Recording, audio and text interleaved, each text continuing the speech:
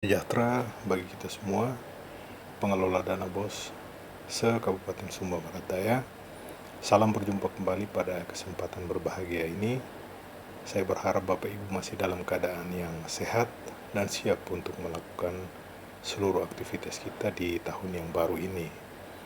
Saya berharap semangat itu masih tetap terjaga meskipun harus ada beban pekerjaan tambahan yang tentu menguras waktu dan tenaga kita. Tapi saya percaya bahwa kita bisa dan kita mampu untuk melaksanakan seluruh aktivitas kita. Dan selanjutnya pada kesempatan ketiga di bagian ketiga dari tutorial penginputan transaksi belanja dana BOS di SIPD modul BOS, saya akan menjelaskan terkait dengan transaksi belanja tunai dan non-tunai. Sebelum kita masuk ke dalam tata cara penginputannya, ada hal mendasar yang perlu saya sampaikan agar kita lebih baik lagi dalam memilah benar transaksi belanja yang akan diinputkan dalam aplikasi ini. Transaksi belanja non-tunai sejatinya adalah transaksi belanja yang pemindah bukuan dari rekening giro sekolah ke rekening pihak penyedia barang jasa tanpa melalui penarikan tunai di bank. Berkebalikan dengan transaksi belanja tunai, di mana belanja tersebut bisa dilakukan setelah terlebih dahulu pihak sekolah melakukan penarikan tunai dari rekening giro sekolah di bank. Sederhananya, transaksi belanja non-tunai itu sama ketika kita berbelanja menggunakan m-banking, di mana belanja dapat kita lakukan tanpa harus melakukan penarikan tunai. Berdasarkan kedua definisi tersebut, maka dapat saya simpulkan berdasarkan hasil verifikasi terhadap seluruh transaksi belanja yang dilakukan oleh sekolah dasar negeri di Kabupaten Sumba Barat Daya, tidak ada transaksi belanja yang memenuhi kaidah transaksi belanja non-tunai. Dengan kata lain, bahwa seluruh belanja yang dilakukan adalah belanja tunai. Sehingga pada kesempatan ini saya langsung memfokuskan seluruh materi kali ini terkait dengan transaksi belanja tunai. Demikian penjelasan singkat saya. Kita akan langsung masuk ke aplikasi. Bapak Ibu bisa login terlebih dahulu. Setelah login, langsung masuk di menu penatausahaan. Di menu penatausahaan, kita mulai transaksi ini dengan memilih submenu transaksi bank. Kita klik transaksi bank.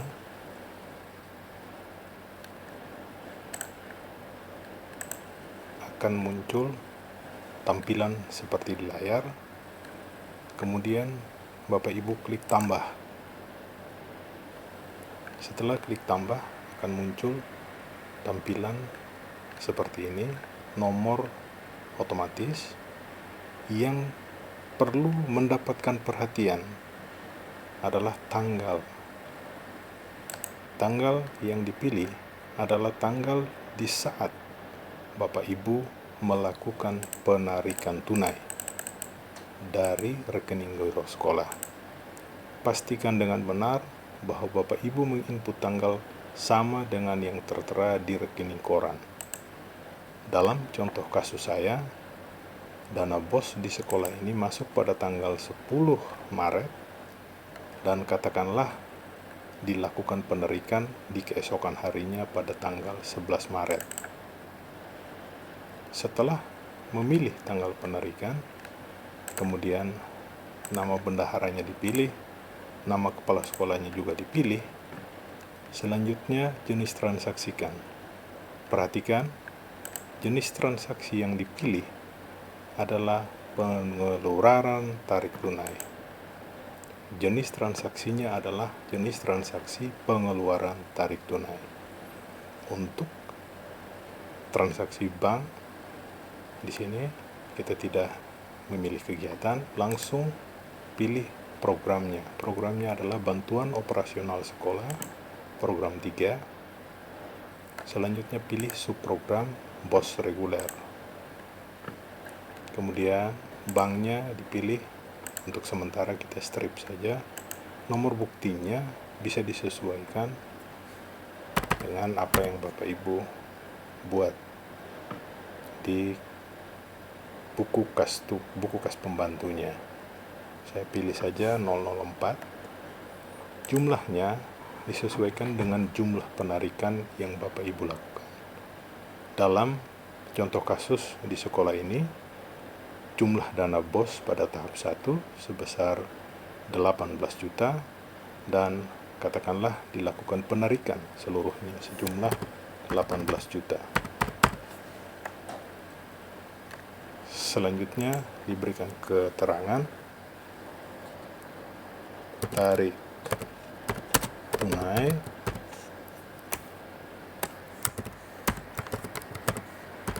tunai dana BOS reguler tahap 1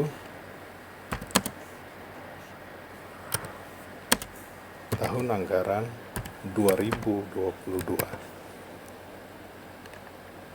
Dalam transaksi ini tidak ada pemilihan rekening, langsung diklik simpan setelah kita membuat keterangannya. Perhatikan dalam keterangan ini, jika penarikan tersebut dilakukan tidak hanya sekali, katakanlah dari jumlah 18 juta ini kita melakukan penarikan pertama kali sebesar 10 juta, maka bisa dirubah di sini 10 juta, kemudian di penjelasannya tarik tunai dana BOS reguler tahap 1 ke 1. Kemudian pada saatnya nanti kita melakukan penarikan yang kedua sejumlah 18 juta, maka tinggal ditambahkan ke 2. Karena dalam contoh ini dilakukan penarikan sekaligus, maka keterangannya hanya seperti ini. Oke, jumlahnya 18 juta. Setelah semuanya diisi, klik simpan. Setelah tandanya seperti ini, tidak ada tanda merah, ini berarti sudah berhasil. Untuk melihat bahwa transaksi tersebut telah selesai diinput, kita bisa membuka menu laporan Permendagri, pilih buku pembantu kas, kemudian tanggal cetaknya kita bisa pilih tanggal 31 Desember, kemudian pilih tanggalnya dari tanggal 1 Januari 2022 sampai tanggal, katakanlah kita pilih di tanggal 31 Desember. Kita preview untuk 1 tahun. Sinkronisasi BKU. Fungsi dari sinkronisasi BKU ini adalah untuk mengurutkan transaksi dari transaksi yang paling awal sampai transaksi yang paling akhir. Kemudian setelah kita memilih tanggal, kita klik sinkronisasi. Sebelumnya kita harus memilih sekolah, pilih sesuai kecamatan Bapak Ibu tinggal, pilih juga sesuai jenjangnya, dan pilih langsung sekolahnya. Bisa langsung kita preview juga.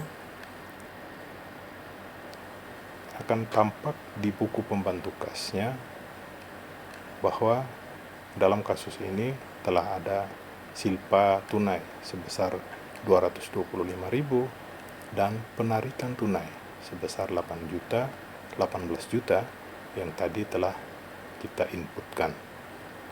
Setelah kita preview, kita dapat pastikan bahwa inputan yang kita lakukan telah selesai dengan benar. memastikan bahwa telah menginput dengan benar transaksi tarik tunainya. Selanjutnya kita sudah bisa melangkah ke menu berikutnya di menu belanja tunai. Oke, langsung klik saja belanja tunai, kemudian pilih seperti biasa jumlah nama sekolahnya,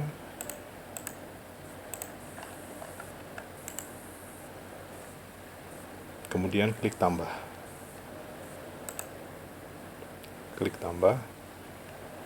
Tambah belanja tunai, nomor otomatis telah diurutkan di aplikasi untuk memastikan agar setiap transaksi yang terinput sesuai dengan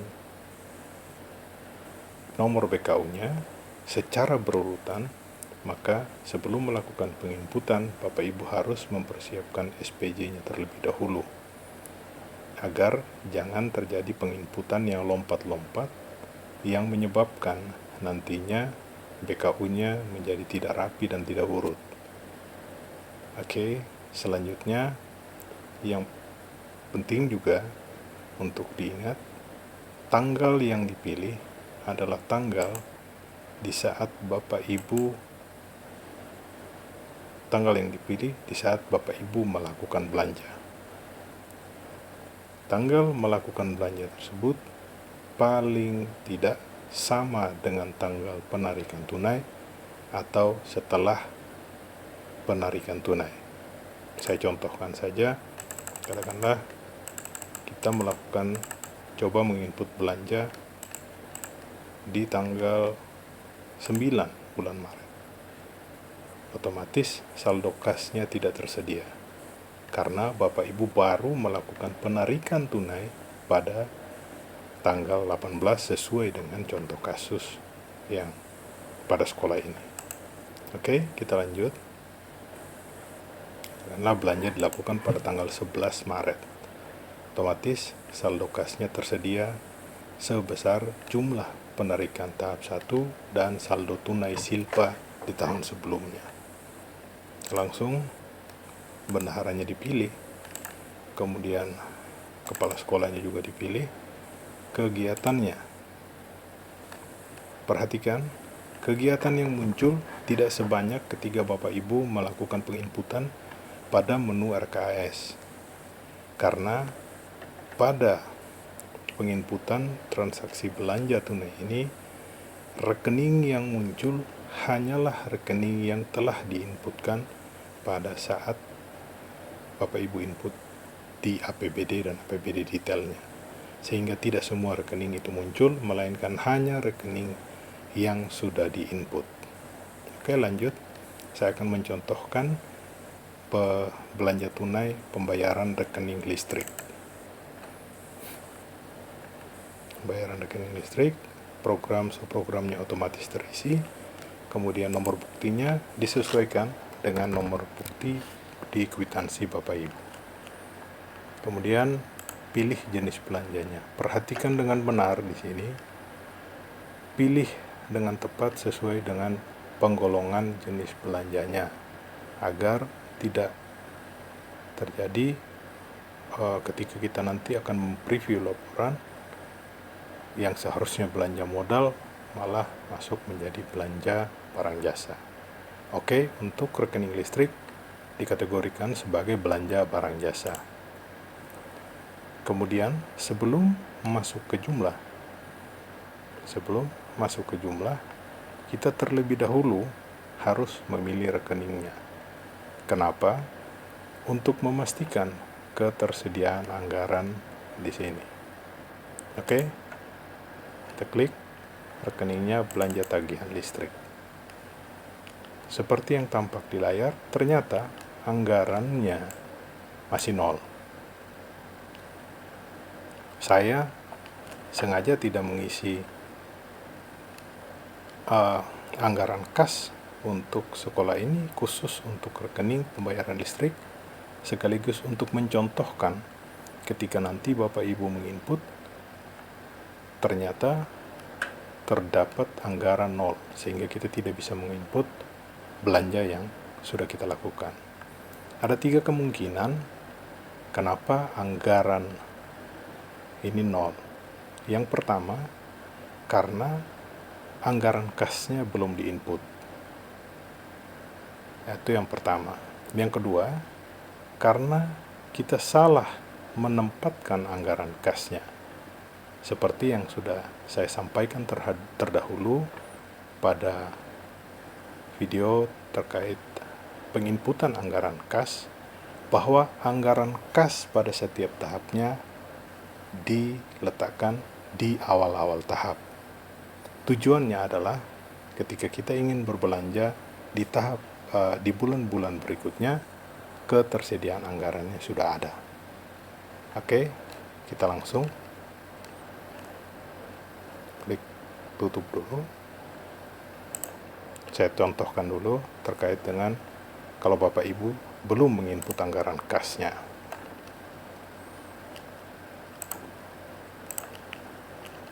Oke, anggaran kasnya belum diinput. Sekarang saya mencontohkan untuk penginputan anggaran kas. Seandainya saya tempatkan anggaran kas tersebut adanya di bulan April. Oke, pilih di bulan April sebesar 1.500.000.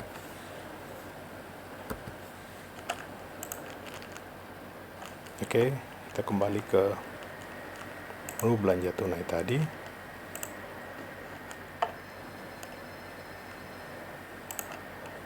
Menu belanja tunai, tekanlah kemudian belanja transfer dana bos ini masukkan pada bulan April, melainkan pada bulan Februari, tanggal 24 Februari.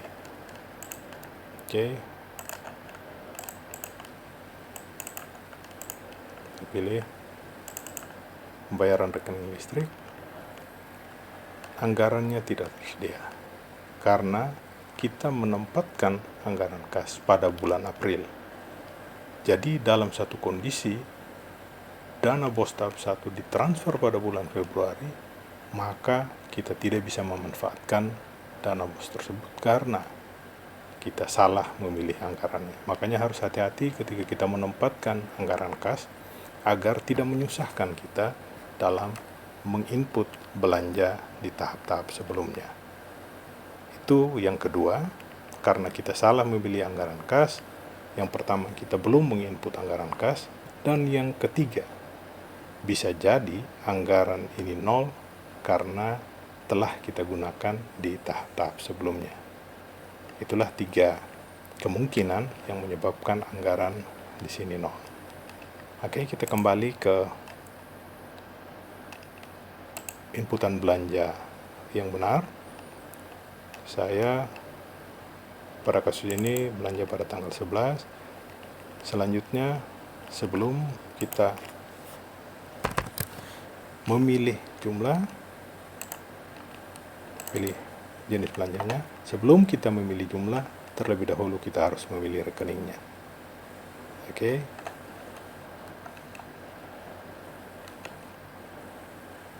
Saya harus install dulu. Anggaran kasnya saya tempatkan di awal tahap sekarang pada bulan Januari sebesar 1.500.000. Setelah anggaran kasnya saya tempatkan pada awal tahap di bulan Januari, maka otomatis ketika saya menginput belanja tunainya,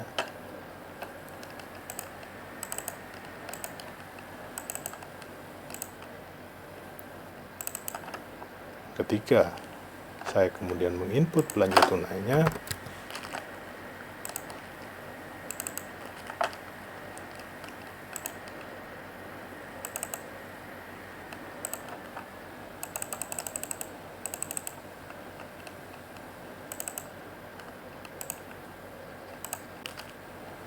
dengan sendirinya anggaran tersebut telah tersedia. Oke, kita lanjut.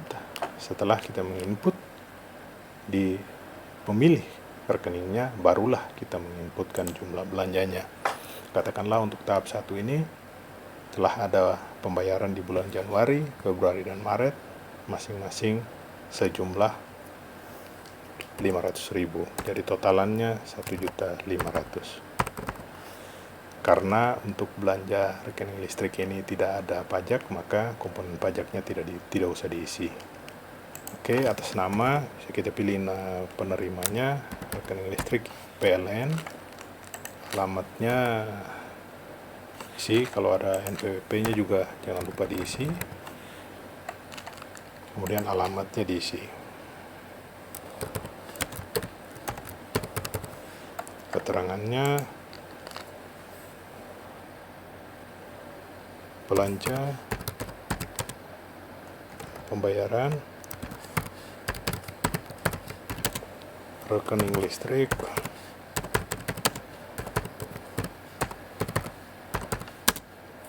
tahap 1 2022 atau sesuai dengan penjelasan yang ada di PKU Bapak Ibu. Setelah memilih, kemudian klik simpan. Selanjutnya, saya akan mencontohkan satu transaksi belanja tunai, khususnya transaksi belanja barang jasa yang memiliki potongan pajaknya. Sama seperti sebelumnya, klik tambah, pilih tanggalnya,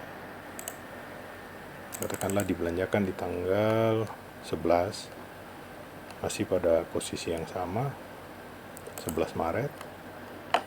Bendahara seperti biasa dipilih, kemudian kepala sekolahnya juga dipilih, kegiatannya pembayaran honor guru.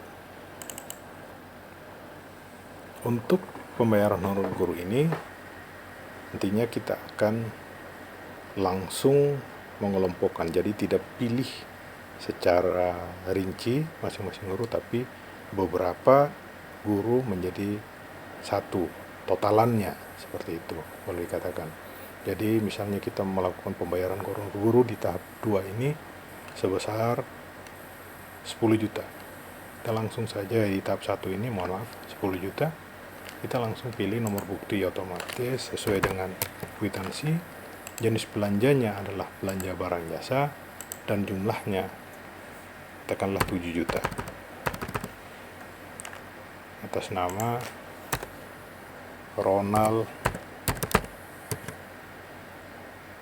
dan kawan-kawan. NPWP-nya itu diisi, alamatnya diisi, SDTes, kemudian keterangannya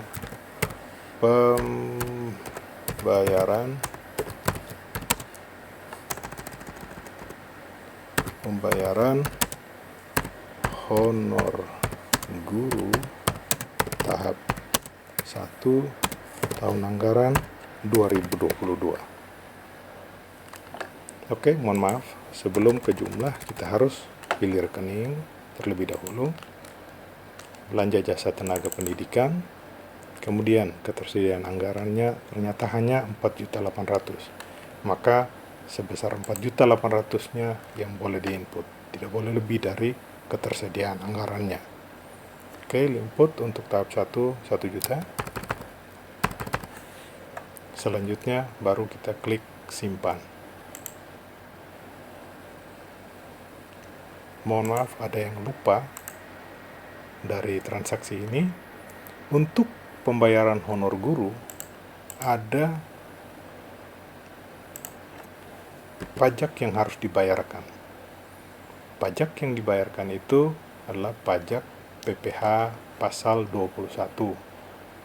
Sejumlah, katakanlah total guru di sekolah ini semuanya bergolongan 3. Itu berarti potongan pajak penghasilan pasal 21 untuk guru bergolongan 3 sebesar totalannya 1 juta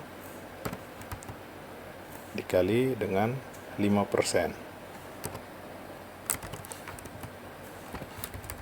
Oke, kali dengan 5%, potongan pajaknya sebesar 50.000. Bisa disesuaikan dengan kasus di sekolah masing-masing, sesuai dengan jumlah potongan pajaknya. Untuk potongan pajaknya diisi pada kode rekening pajak masing-masing. Tadi pajaknya sejumlah 50.000, langsung diinputkan di sini sebesar 50.000. Oke, barulah kita klik simpan. Oke.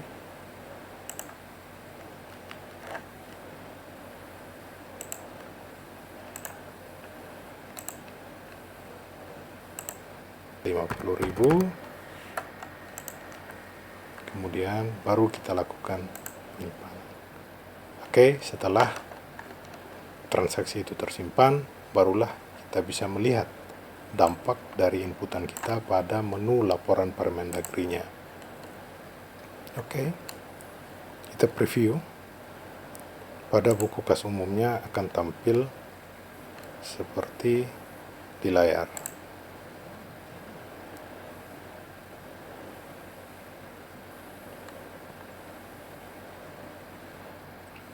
Oke, pada tanggal 10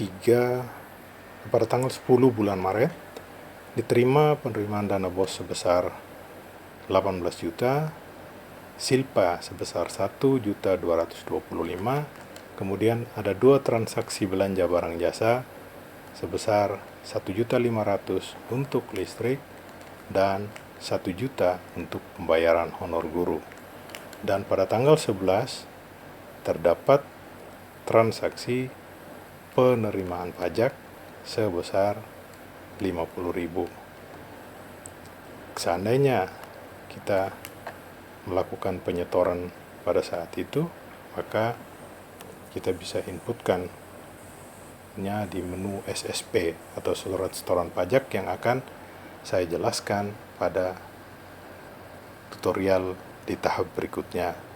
Berikut saya akan mencontohkan terkait dengan belanja tunai, khususnya untuk belanja modal. Langsung seperti biasa, klik tambah, kemudian pilih tanggal belanjanya. Tanggal belanjanya kita pilih di tanggal 11 bulan Maret kasus saya. Kemudian seperti biasa, Bapak Ibu klik bendaharanya, klik nama kepala sekolahnya, kemudian pilih kegiatannya. Kegiatannya adalah kegiatan pengadaan laptop. Bisa jadi ada kegiatan belanja modal lainnya sesuai dengan inputan RKS Bapak Ibu. Klik pengadaan laptop. Selanjutnya kita nomor buktinya diisi sesuai kwitansi. Kemudian jenis belanjanya. Jangan sampai salah di sini. Kita harus benar-benar melihat untuk memilih sesuai dengan jenis belanja yang benar. Oke, klik belanja modal aset. Sebelum ke jumlah, seperti biasa, kita harus memilih rekening terlebih dahulu. Rekeningnya adalah belanja modal personal komputer. Oke, ketersediaan anggarannya sebesar 9.100.000. Katakanlah kita berbelanja sejumlah laptop 8.500.000. Jadi, yang perlu diingat di sini, jumlah belanja sesuai dengan aturannya sudah termasuk di dalamnya unsur pajak. Diingat, jumlah belanja yang diinput termasuk di dalamnya unsur pajak.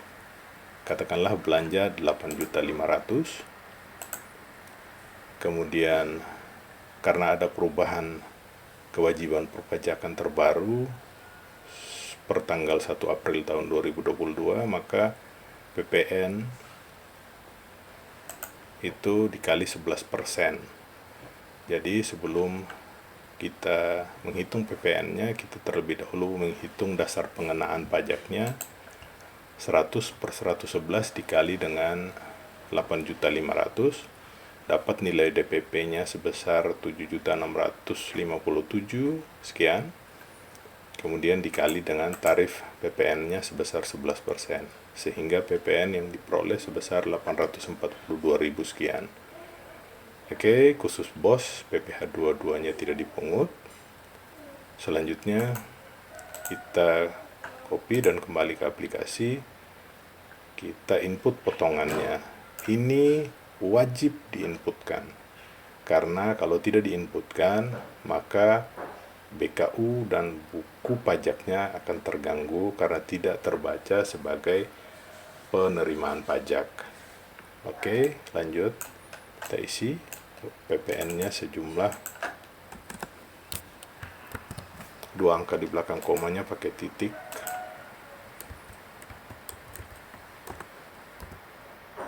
Oke, kemudian klik simpan.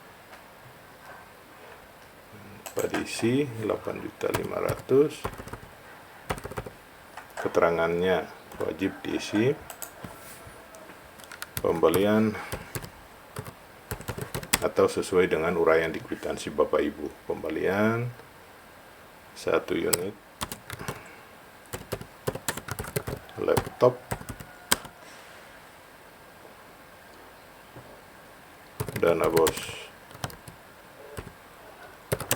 reguler tahap 1 tahun anggaran 2022. Kemudian setelah kita menginputnya,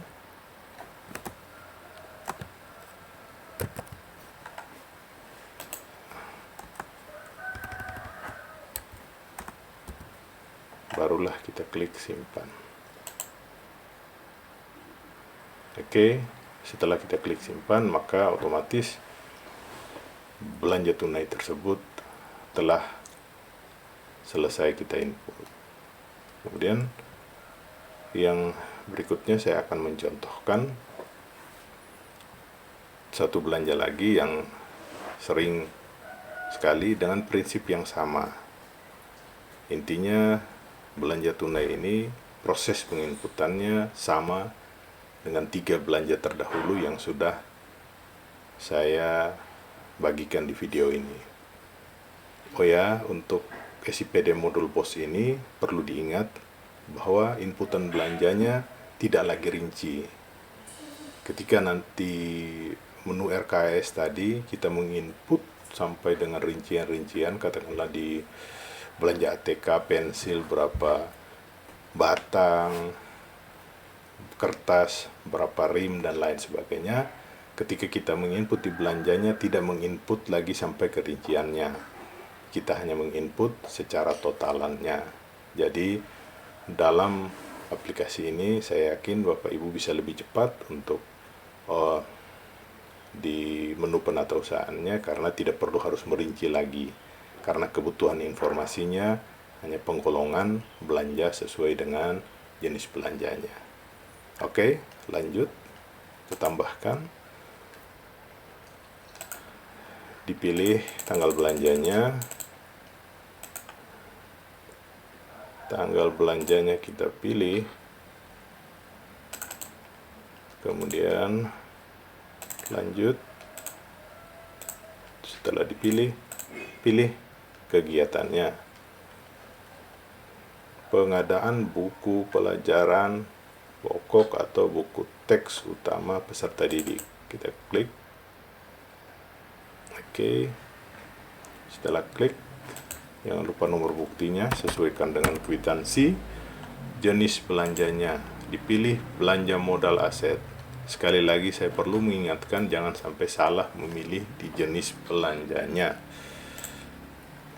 Oke, kita klik ketersediaan anggarannya sebesar 1.625.000.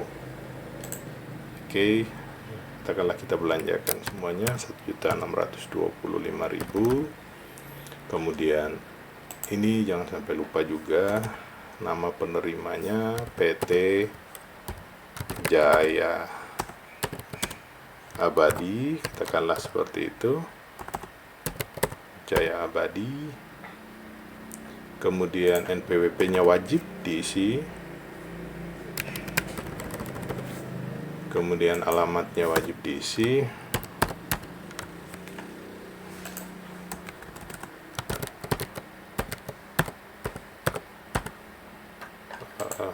Keterangannya juga diisi. Pembelian buku teks tematik K13